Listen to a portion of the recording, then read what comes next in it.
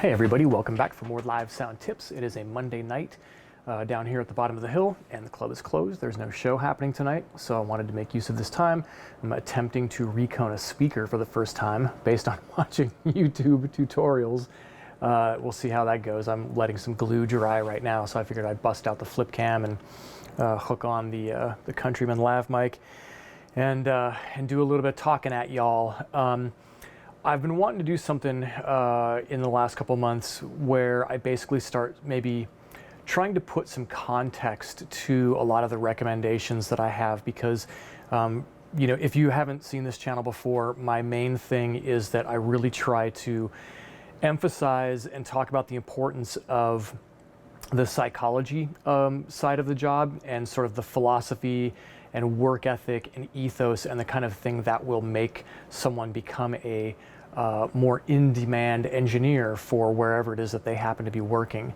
And I think a lot of that happens not just based on your skills with the mixing board and that sort of thing, but also with your people skills. It's a huge, huge important thing that is just, it's grossly overlooked. Anybody who's spent even 5 minutes anywhere near the live sound world can tell you that there are a ton of grumpy, uncooperative, I mean, it's such a cliche, but it's been that way literally for decades. But there's just a lot of like burnouts, failed ex-musicians, and just like a lot of losers and miscreants who've ended up populating the world of live sound, unfortunately.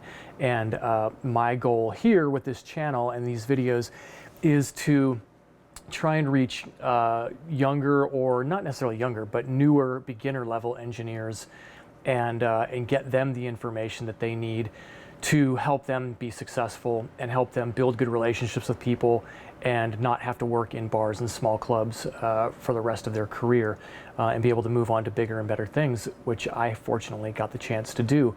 I also want some of these stories to help not only to maybe shore up or reinforce people's work ethic and their level of determination and their willingness to step their game up to try and get somewhere in this business.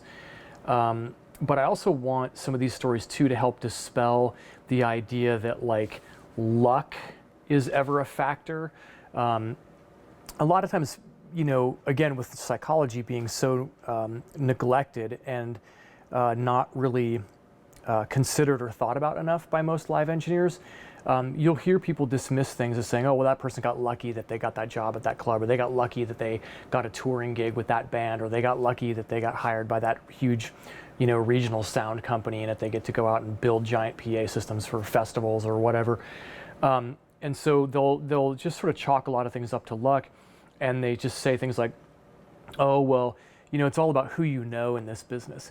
And who you know is, it can become relevant and it can become important at some point, but it's more important, it's not really who knows you or who you know, but it's who likes you, who actually enjoys working with you.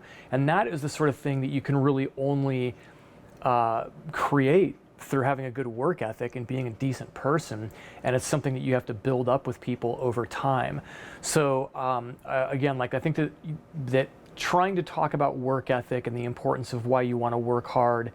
You know, you hear guys like celebrities like The Rock always talks about like being the hardest working person in the room or something like that. But I want to tell some stories from my career specifically that will help illustrate the point of how that actually led from point A to point B to point C and on and on and on. And for those of you who haven't seen some of my previous videos or haven't listened to my ramblings and whatnot elsewhere, I basically, my own story is that I became a live sound engineer at the age of 35. I had no formal schooling, no formal training of any kind, did not have any connections to anybody in the industry when I moved to the Bay Area in San Francisco in 2003, and I became a live engineer in 2005. And I didn't have any money in the bank. Really, I'm not even a musician, so I don't have any sort of formal like training for my ear. So I didn't have anything specifically going for me that would determine or help steer me in the direction of success other than my own work ethic and stubbornness to not fail in this.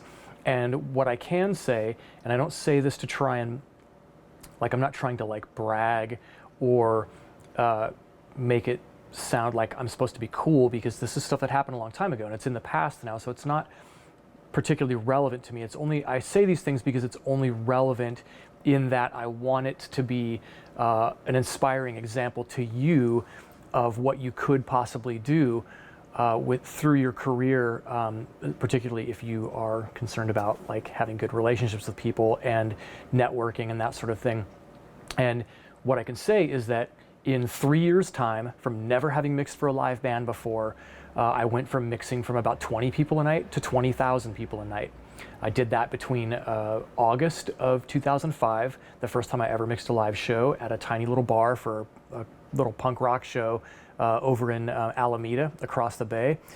And 3 years later, I was touring with a band called Rogue Wave, and they were the support act for, well, earlier in the summer, they were the support act for Death Cab for Cutie. And so, you know, we're doing anywhere 5,000 to 10,000 people a night. And then they were a support act a couple months later for an entire US tour with Jack Johnson. And that was the smallest show that we did was Red Rocks, which I think was around 12,000 people. And every other show on that tour was between 20 to 30,000 people. And I managed to get there in 3 years' time.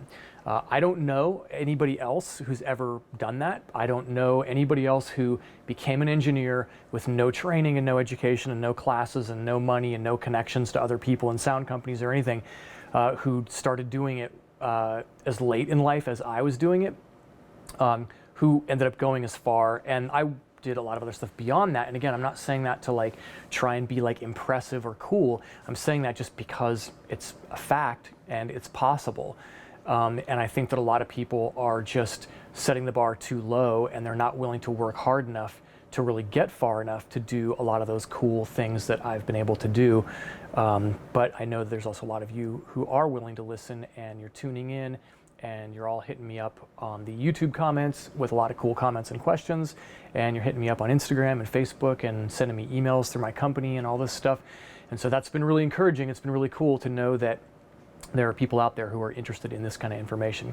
So again, like I think, you know, really work ethic is a big thing that needs to be talked about. So in these next few videos, I will tell you specific stories about where that has paid off for me very quickly, and how I got from that 20 people a night to 20,000 people a night in just exactly 3 years.